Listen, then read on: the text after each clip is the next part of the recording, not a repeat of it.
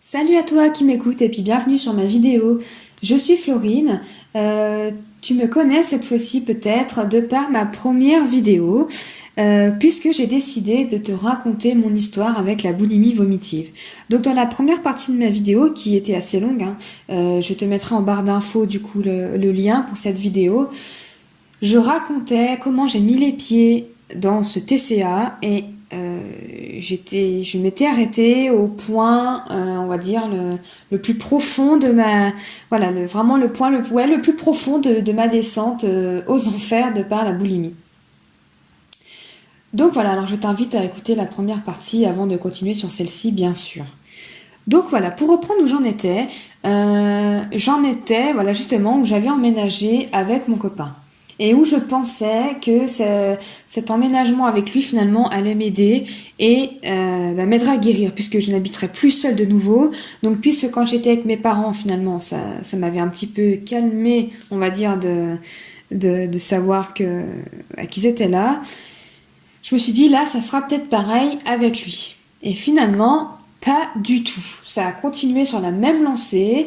J'ai même continué de toujours un peu descendre, de continuer de descendre encore et encore. On n'avait pas les mêmes horaires puisque lui travaillait de toute façon du lundi au vendredi et moi étant à l'époque esthéticienne, donc dans le commerce, j'avais un emploi du temps très irrégulier, très varié, avec parfois des grandes pauses le midi, à commencer plus tard le matin, terminer plus tôt l'après-midi, à avoir un jour de repos dans la semaine. Enfin bref, pas du coup, ça me laissait beaucoup de temps, on va dire, toute seule.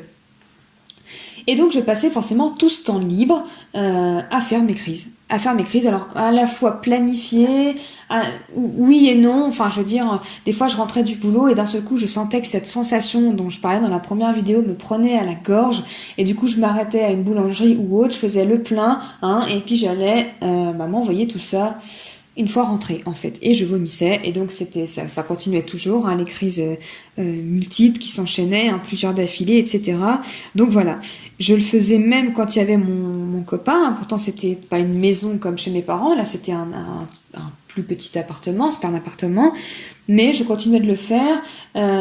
Le soir, par exemple, si on regardait la télé, si on regardait un film, que lui allait se coucher, je faisais exprès, même si j'étais fatiguée, d'attendre qu'il aille se coucher, de vérifier. Alors, il s'endort très très vite. C'est vrai que j'ai un copain qui s'endort très très vite, et donc du coup, c'était très pratique. Dès que j'entendais sa respiration à travers la porte qui dormait, voilà, moi j'en profitais pour faire ma crise et pour aller vomir. Ou alors, si on se couchait en même temps, une fois qu'il dormait, que j'étais sûre qu'il dormait bien, je me relevais pour aller vomir. Enfin, bref, je le faisais vraiment sous son nez, mais ma foi, je lui en veux pas, c'est tout à fait normal de ne pas s'en rendre compte.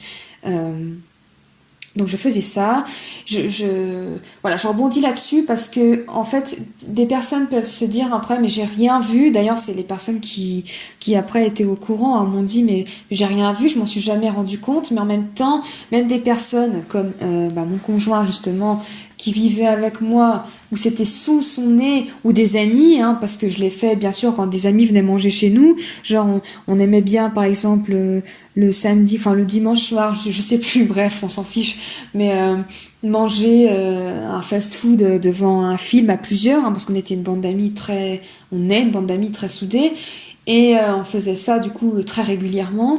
Et pendant le film, moi souvent je m'absentais, j'allais aux toilettes et puis j'allais vomir tout ce que je venais de manger.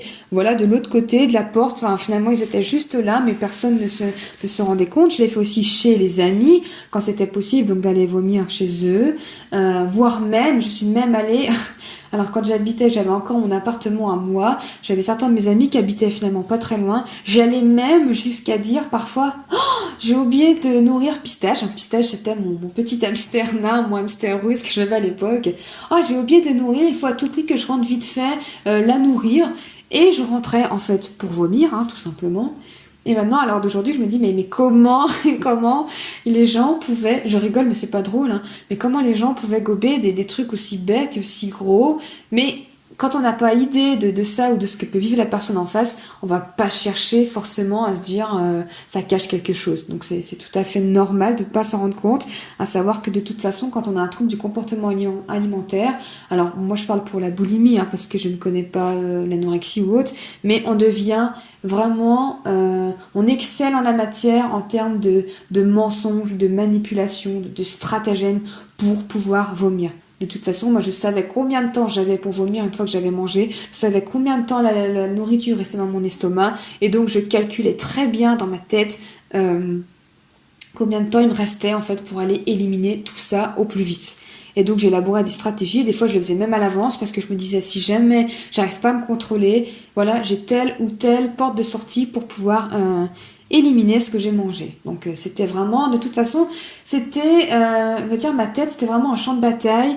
Et quand on est dans la boulimie, je pense qu'on est toutes dans le même cas, quand on est enfoncé en plus comme je l'ai été et comme beaucoup le sont à ce niveau-là, notre vie ne tourne plus qu'autour de la bouffe. C'est tu te réveilles et tu penses à la bouffe, tu vis toute ta journée en pensant à la bouffe, tu te couches en pensant à la bouffe, il n'y a plus que ça dans ton esprit. Comment je vais faire pour m'empêcher de manger, puisque je voulais à tout prix contrôler, mon but n'était pas de continuer de faire des crises, mon but c'était d'arrêter de faire des crises. Mais pour ça, pour moi, je pensais qu'il fallait que j'arrête qu'il fallait que je me contrôle et que je reprenne le contrôle sur moi. Qu'il fallait que je prenne le contrôle sur moi. Donc du coup, c'est vrai que tu es dans un état d'esprit, tu penses qu'à ça, tu planifies, et voilà, je me disais comment je peux faire pour ne pas craquer. Il faut que j'évite du coup toutes les sources de craquage. Si jamais, quand on me demandait d'aller manger dans un restaurant, mais il fallait à tout prix que je trouve par je ne sais quel moyen cette carte du restaurant pour savoir à l'avance ce que j'allais prendre dans le restaurant, et je planifiais en plus, ok, tu prends une salade, mais par contre t'en mangeras que tant, t'en mangeras qu'un tiers, ou t'en mangeras que ci ou que ça. Alors finalement, ça se terminait toujours finalement en crise. Mais bon, bref, c'était comme ça que je le planifiais. Je regardais sur mon calendrier, putain, mais là, il y a tel événement qui est prévu, comment je vais faire pour pouvoir passer au-dessus de ça. Enfin bref, c'était tout le temps de la stratégie, des stratagèmes du coup à mettre en place. Et le soir, je me couchais et je pensais à la bouffe parce que j'avais faim déjà. J'avais faim. Et puis je me disais aussi, bon, demain, j'ai le contrôle sur moi, ça va aller. Enfin bref, c'était une catastrophe, tout simplement. Quand on mangeait avec des amis, alors le pire, c'était bien sûr forcément les buffets à volonté, tout ce qui est à volonté, buffet à volonté, apéro dînatoire, tous ces trucs-là, en plus que quand on est jeune, on fait beaucoup aussi, entre ça et les fast-food, et c'était une horreur pour moi, et ça l'a été très longtemps, même dans ma phase de guérison, c'était vraiment ma bête noire, les buffets à volonté et les apéros dînatoires, et ça l'a été franchement jusqu'au bout de ma guérison. C'est un des derniers points qui s'est ensuite effacé, mais parce que d'avoir toute cette nourriture à volonté sous les yeux, c'est pas comme quand t'es au restaurant par exemple, t'as fini ton assiette, t'as fini, tu vas pas manger celle du voisin, tu vas pas te recommander un autre plat, non voilà, c'est terminé, c'est bon, t'es dégoûté parce que t'as tout fini, mais tu peux plus aller plus loin, tu vois. Quand c'est un buffet à volonté, tant qu'il y a encore de la bouffe sur le buffet, c'est impossible de s'arrêter. Enfin, c'est pas possible. Les gens te parlent, tu n'écoutes rien, c'est le nombre de conversations que j'entendais, je savais vaguement de quoi ça parlait parce que j'entendais, j'entendais mon cerveau, mes oreilles entendaient les mots, mais mon cerveau, justement, mon mental était trop occupé à savoir comment j'allais m'empêcher de manger tout ce qu'il y avait sur la table, ou alors, si c'était trop tard, comment j'allais faire pour aller vomir sans me faire griller par toutes ces personnes qui étaient là. Donc, c'était... Je n'écoutais pas, j'étais pas présente, voilà, à l'intérieur, il y avait... C'est vraiment... Les gens s'en rendaient pas compte parce que j'allais répondre ou quoi que ce soit, mais en fait, c'est comme si mon enveloppe physique, elle agissait pour moi, mais qu'à l'intérieur, il y avait personne. À l'intérieur, moi, j'étais barrée, j'étais occupée à savoir comment j'allais faire pour ça. Donc, même ça, c'était franchement vraiment pas plaisant du tout, parce que j'avais l'impression que mon cerveau il était tout le temps en ébullition et des fois qu'il allait exploser, et qu'en plus quand je me regardais dans cette fichue glace ou que je montais sur cette fichue balance, ça n'allait jamais, il n'y avait pas les résultats qui allaient surtout au visuel. Alors la balance, si je me pesais, si j'avais perdu un petit peu, alors le mieux, le plus jouissif pour moi, c'était quand tu avais passé la barre du kilo entre guillemets et que tu étais descendu un palier en dessous, et que je me rapprochais de mes objectifs que je décalais toujours, mais bref. Mais du coup, là, j'étais tellement heureuse quand j'étais dans ces moments-là, et puis ça me motivait. Et par contre, dès que je prenais, mais si c'était, je dis pas de bêtises, hein, s'il y avait 100 grammes de plus que la veille, ou si j'avais pas bougé, ou s'il y avait 100 grammes de plus, mais là, c'était la fin du monde. Là, le matin, quand je me pesais, s'il y avait un 100 grammes de plus, je savais que ma journée était pourrie, fichue, et que j'étais qu'une moins que rien. Et bref. Et du coup, je le vivais vraiment très mal, et dans ma tête, c'était un enfer, voilà. Et je rebondis encore une fois là-dessus. Hein. Je me revois. En fait, je te raconte entre guillemets dans le détail parce que j'ai besoin que tu prennes conscience si tu es dans la même situation que moi, que ce qu'on fait, ça va pas et c'est pas bien et c'est pas sain et c'est pas nocif et que s'il y a des personnes qui m'écoutent et qui souffrent, qui ne souffrent pas de boulimie ou qui connaissent des personnes qui en souffrent, que les gens puissent se rendre compte de ce que c'est cette fichue maladie, que c'est un enfer et que c'est pas juste de la gourmandise comme on peut croire et comme on m'a déjà dit, enfin bref, comme on peut penser, ce n'est pas de la gourmandise du tout, c'est bien au-delà, c'est psychique de toute façon, c'est un mot psychologique, donc un mal psychologique. Donc bref, je te raconte tout ça pour vraiment voilà que tu prennes conscience, mais je sais que le matin, donc je me rappelle, je me levais et avant de me peser, alors je me pesais pas comme ça, hein, c'était pas juste se peser à jeun, c'est j'allais aux toilettes, j'essayais d'éliminer tout ce que je peux, donc quand je te dis tout ce que je peux, je ne te fais pas de dessin, hein, mais voilà, j'essayais de tout sortir à ce niveau-là, liquide et autres, pour que s'il y a déjà ça de moins dans mon corps, que ça ne pèse pas sur la balance, je me mettais donc forcément entièrement nue, je retirais si j'avais un petit bracelet ou autre, je le retirais, bien, ça n'aura pas changé grand chose, mais je le retirais, je me brossais les cheveux, mais voilà, pour te dire à quel point je me les brossais, jusqu'à ce qu'il n'y ait plus de cheveux sur ma brosse, pour être sûr que voilà, même mes cheveux, entre guillemets, morts qui étaient sur ma tête, n'aillent pas peser en plus sur la balance. Voilà, je voulais vraiment être le plus nu possible. Limite, j'aurais pu, c'est même bizarre que je l'ai pas fait, de me couper les cheveux pour peser moi, mais bref, c'est pas drôle en plus. Mais vraiment, donc je me pesais à ce moment-là, voilà. Et ensuite, le poids sur ma balance allait annoncer finalement ma météo intérieure pour la journée, hein, mon humeur de la journée. Donc j'étais vraiment d'excellente humeur si j'avais beaucoup perdu, et d'une humeur exécrable et triste et dans un mal-être pas possible si j'avais pris du poids. Voilà, je pense que j'ai un peu énuméré tous les points pendant que j'étais dans cette pire phase, on va dire la pire phase. Donc c'est la phase où j'ai le plus maigri entre guillemets. Alors j'ai jamais été maigre au stade d'anorexique ou autre, hein, c'est de la boulimie. En plus, il y avait un point que je ne comprenais pas à l'époque, c'est que je me disais pourquoi je vomis jusqu'au bout, je vomis jusqu'à avoir de la bile quand j'arrivais, hein, bien sûr. Mais voilà, je vomis vraiment jusqu'au fond de mes tripes.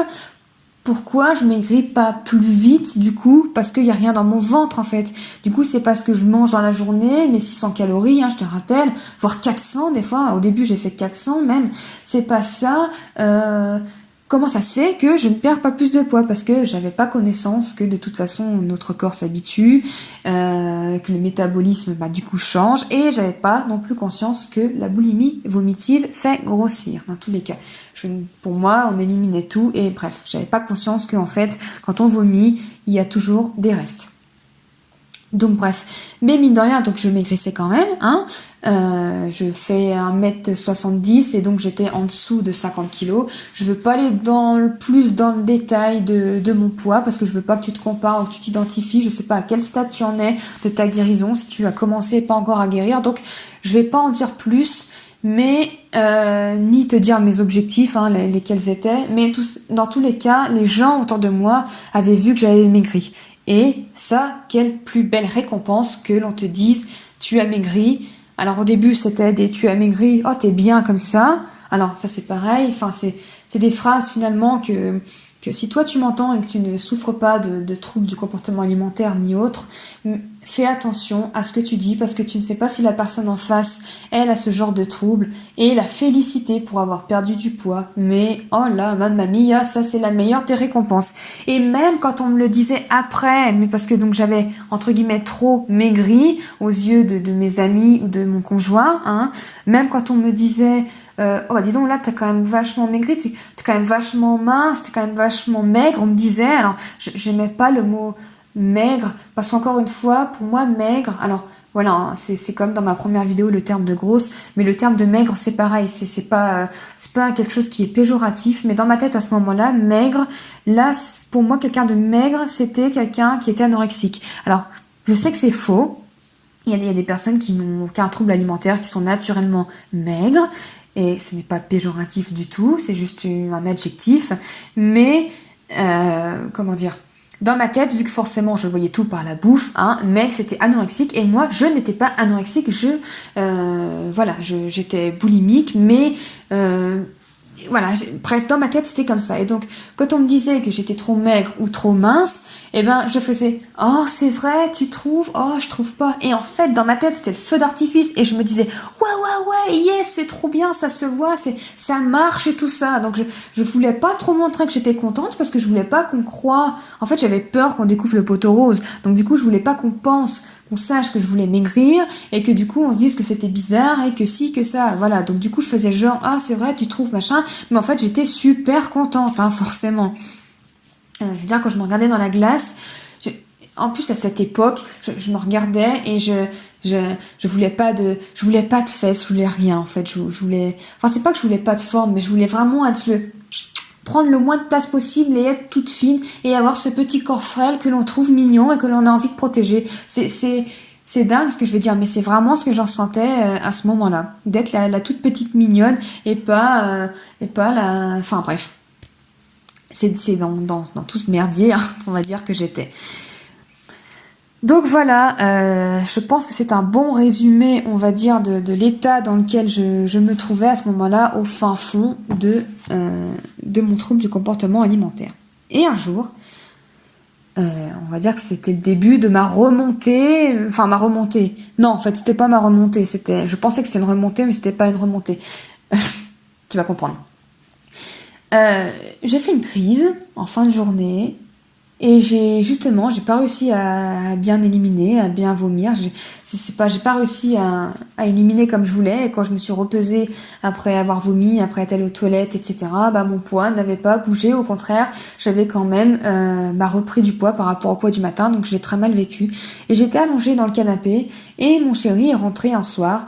Et je sais pas pourquoi, là, eh ben je me suis lancée et je lui ai dit. Alors je lui ai dit, je sais plus de la manière dont je lui ai expliqué, j'ai voulu lui expliquer donc que j'étais boulimique, mais il ne connaissait pas ce terme, et comme beaucoup de personnes, voilà, c'est normal, hein, je ne le blâme pas, il a pris ça pour de la grosse gourmandise en me disant, mais moi aussi, t'inquiète pas, ça m'arrive des fois, j'achète un paquet de gâteaux et je le dégomme en une fois, et c'est pas grave, machin, et c'est horrible comme sentiment.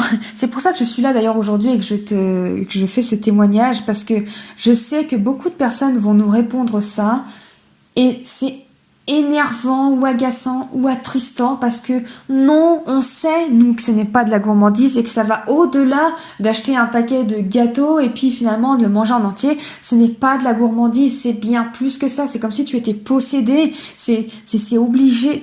Tu es obligé en fait de le faire. Donc ça n'a rien à voir avec de la gourmandise et c'est difficile à expliquer parce que on connaît pas bien cette maladie finalement, on n'en entend pas tant parler que ça, on ne voit pas tant que ça à la télé ou je ne sais quoi et encore ça commence à changer maintenant heureusement, mais du coup bah forcément va expliquer un truc à quelqu'un qui sait pas ce que c'est, enfin il peut pas imaginer, il a jamais vu non plus, il t'a jamais vu dans cet état-là, donc du coup il peut pas comprendre en fait. Donc mais bref, c'est pas grave, je lui ai parlé de ça. Et lui qui s'était inscrit donc à la musculation quelques temps auparavant, un an auparavant, peut-être je sais plus, bref, on s'en fiche, ça n'est pas le sujet. Je sais pas pourquoi d'un seul coup je me suis dit, eh ben moi aussi je vais faire de la musculation. Et alors là, je sais pas ce qui s'est passé dans ma tête, j'ai vrillé du tout au tout.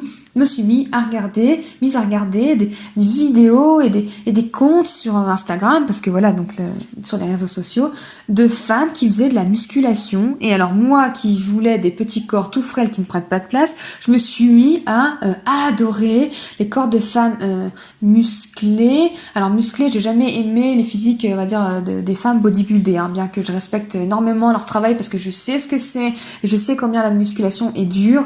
Mais bref, moi je voyais des physiques, on va dire, plus lambda, alors très bien dessinées, mais bref, on s'en fiche, ça aussi, c'est pas le sujet non plus.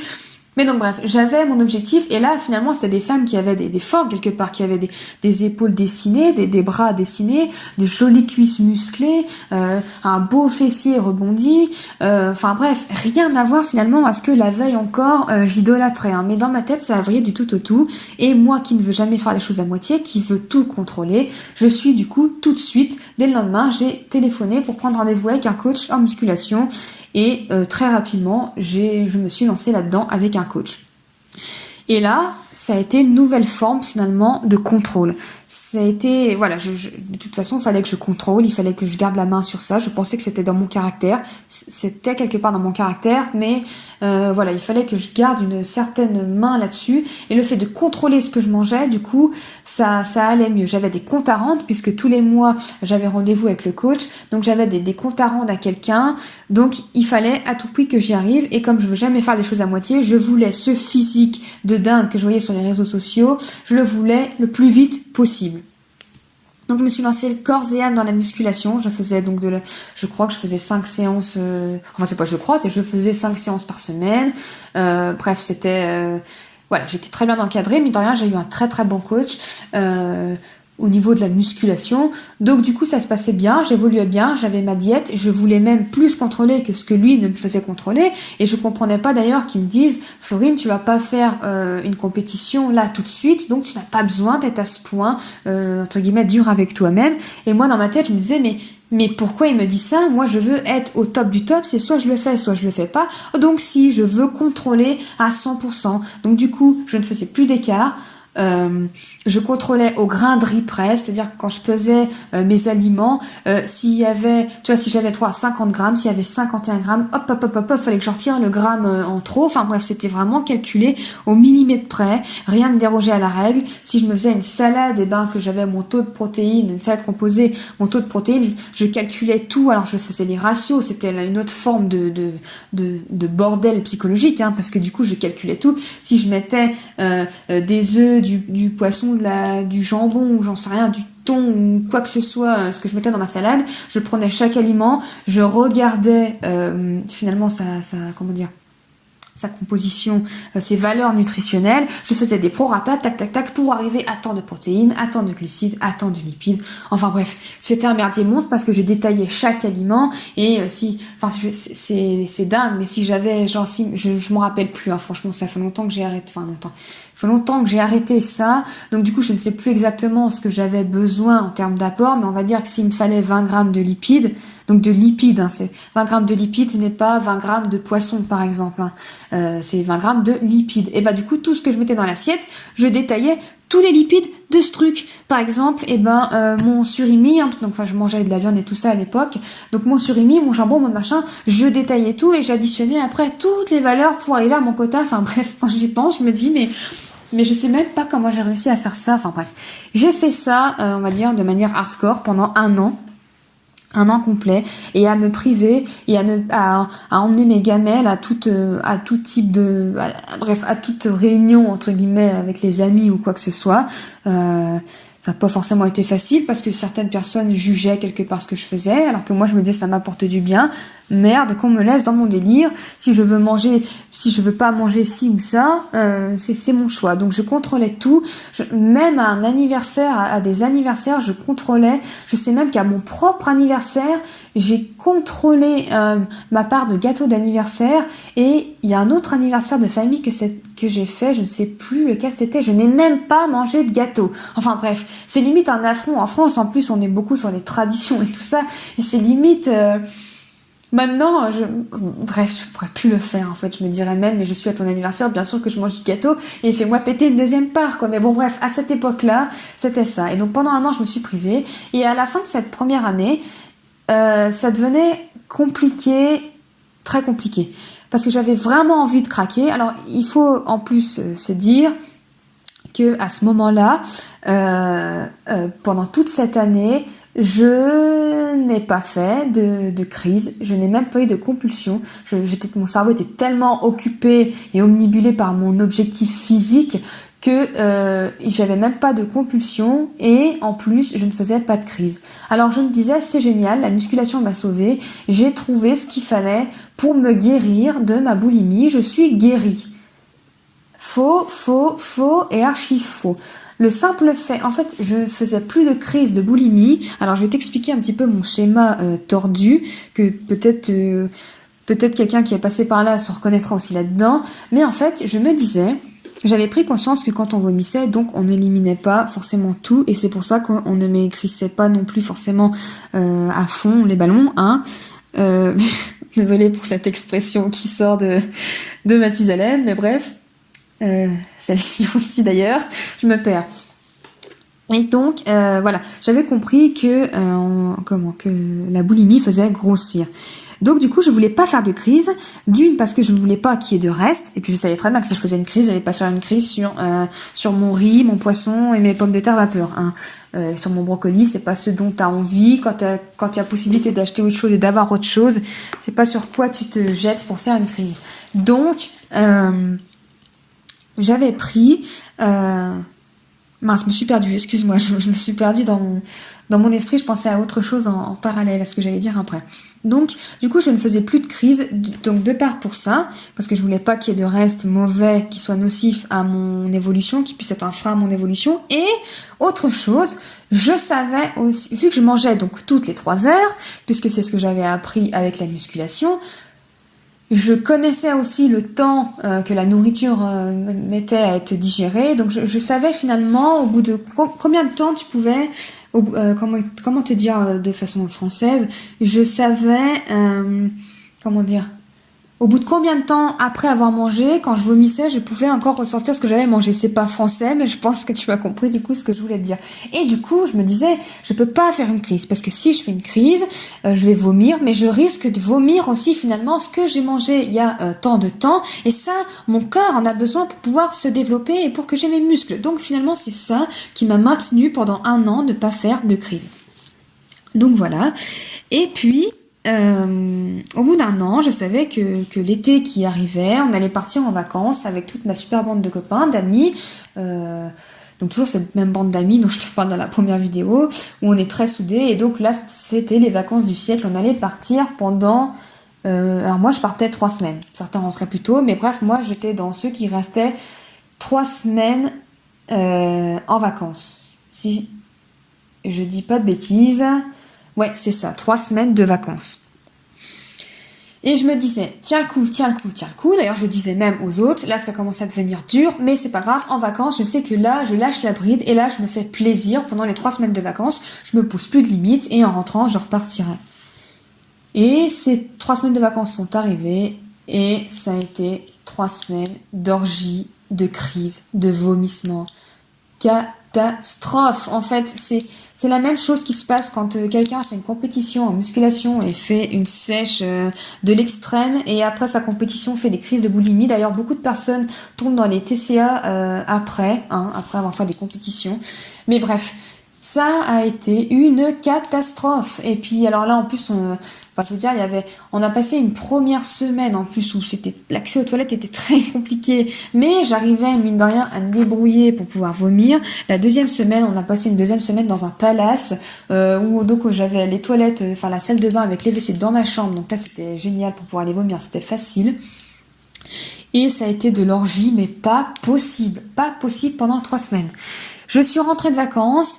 Horreur, malheur, mon coach et tout m'a fait remarquer, ah ouais, c'est vrai que t'es un petit peu forci, hein. Ah bah laisse tomber, dans ma tête, moi, fragile quand même à ce niveau-là, de toute façon, et ma peur, ma phobie de grossir, oh là là, ça a été une catastrophe, et je n'ai plus jamais réussi à redevenir stricte comme je l'avais été cette année-là. Et suite à ça, s'en est suivi pendant plusieurs années, je sais même plus, je t'ai pas dit à peu près dans les âges où j'en étais, mais...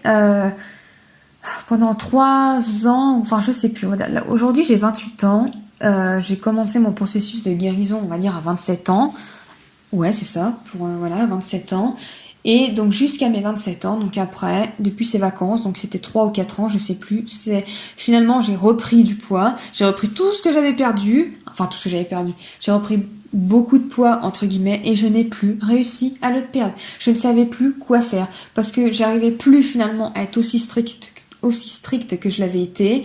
Et j'avais beau essayer de contrôler par tous les moyens. En plus, après est venue cette mode du cheat meal. Donc, un cheat meal par semaine, et nanani, nanana. Et au final, je me suis perdue dans tout ça et ça a été une catastrophe. Et je refaisais du coup des crises. Hein. Oh, alors là, à gogo, hein, ça n'arrêtait plus. Toujours sous le nez de mon copain, hein, qui pourtant en plus m'a été au courant. Mais rien à faire, c'était facile à berner, donc ça a été une cata et je ne savais plus quoi faire. Alors, tout au long de mon parcours, j'ai essayé plusieurs choses que je vais t'énumérer, je pense, dans une prochaine vidéo parce que je pensais pas être autant bavarde quand j'ai commencé ces vidéos, mais ça fait déjà une demi-heure encore que je te parle.